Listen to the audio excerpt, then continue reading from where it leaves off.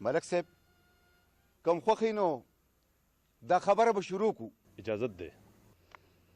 غوږ شئ خلکو، د مشرانو خبرو ته غوږ کېږدئ.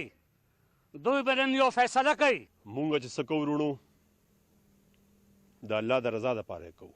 هاو د چا سره ظلم نه کوو او نه د چا طرفداري کوو او د دې خپلې سیمې د رواج او د روایت په رڼا کې یې کوو. ښه د دې پیښې ګوان شته؟ او یو شته ملک صاحب. یو ملک صاحب یو ډېر دی که نه. څه شو هغه خبرداره دای منادان لا وایه لکه تا څه لیدلي وو؟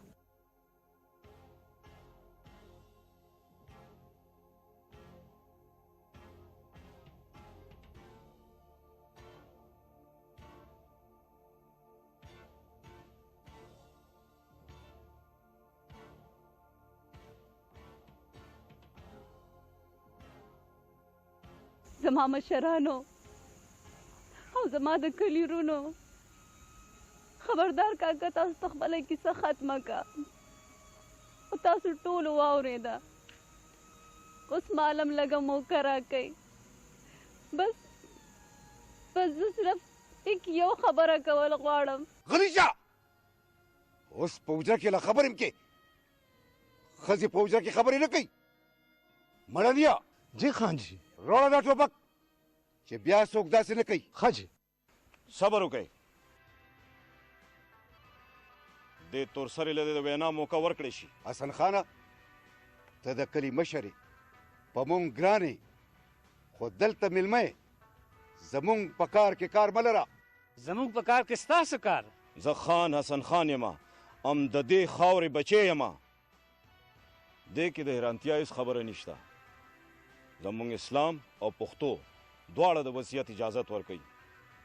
او بله دا چې یو ګواه هېڅ وزن نه لري. حسن خانه ته دلته میلمه یې، ما تا ته ووایي چې زمونږ په کار کې کار مه لره. سمه ده، خو کومه چې د پښتو د اسلام لاره ده هغسې به کوئ. که مسلمانان او پښتانه یئ ګنې نو د خان حسن خان په وینا کې ډېر لوی وزن دی. په دې به مونږ د خپل خیل مشران بیا مسلط کوو. دا جرګه به سبا بیا کینی. ډېره مننه ملک صاحب، خو زما یو خواست دی. وایه حسن خانه. دا تورسرې به په خپله سپارښتنه کې واخلي چې دې ته څه زیان پېښ نه شي. ما ته منظوره ده.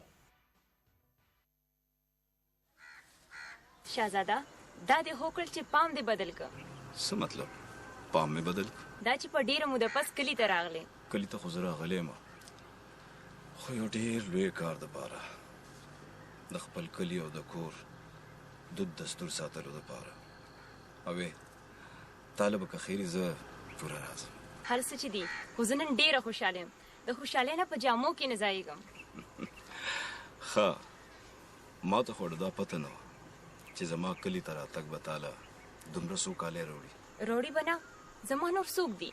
ولې دا زما کاکا جي، زما چاچي. زه د خپل زړه د خپلوۍ په دنیا کې اوسم، د کاکا زویه. زه هم چېرته تللی نه یم، تا سره یم. بس لږ سوچ وکړه، زما د مینې غږ به په خپله واورې. ته به وایې چې چېرته لاړ، زما لیونې څه شو؟ یاره ډېر درته نږدې یم، د خیالونو ښار کې اوسم.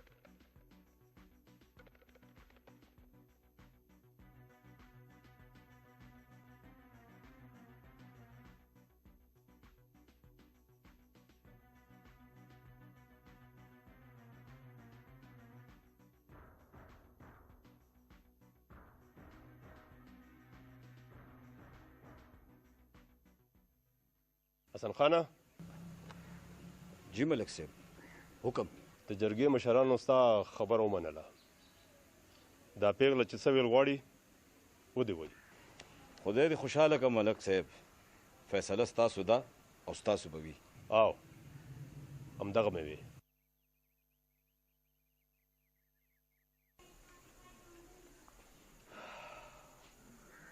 وایا پیغلې څه چې دې په زړه یې هغه ووایه د چا نه مه یېرېږه الله دې ستاسو قدر وکړي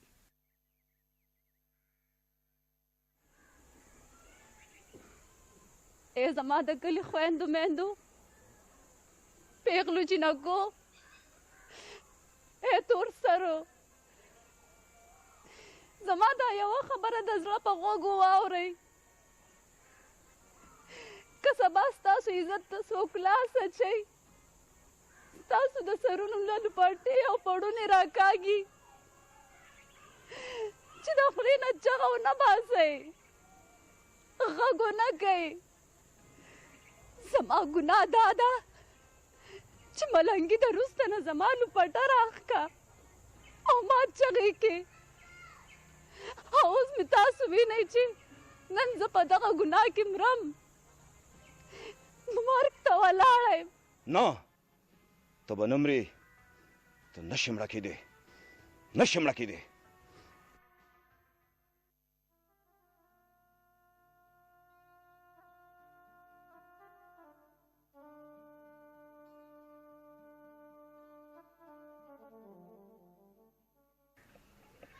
د جرګې مشرانو او د کلي خلکو د دې تورسرې په وینا کې ډېر لوی وزن دی سبا له به خدای مکه یو تورسر یم د سپکېدو او د مړه کېدو د یرې د خولې نه غږ نه پورته کوي چغه به نشي وهلی او د ملنګې غوندې خلکو چې څه خوښه یې هغه به کوي زه خو اوس هم دا ویم چې د دوی دواړو په مرګ کې د کلي عزت دی ملک صاحب دا ټوپک واخلئ چې نادان لا نه منې کېږي نو اول ما ولئ او بیا پرخه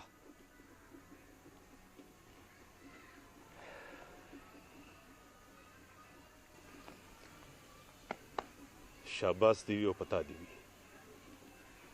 که تا په دې خبره زور نه وې راوړی نو موږ به د حقیقت له څه خبرېدو خو اوس به داسې نه کېږي خدای خبر چې څومره بې ګناه تورسرې د دې وینا نه مخکې د دنیا نه لاړې تا سره د خدای ښه شي تا خو زموږ سترګې وغړولې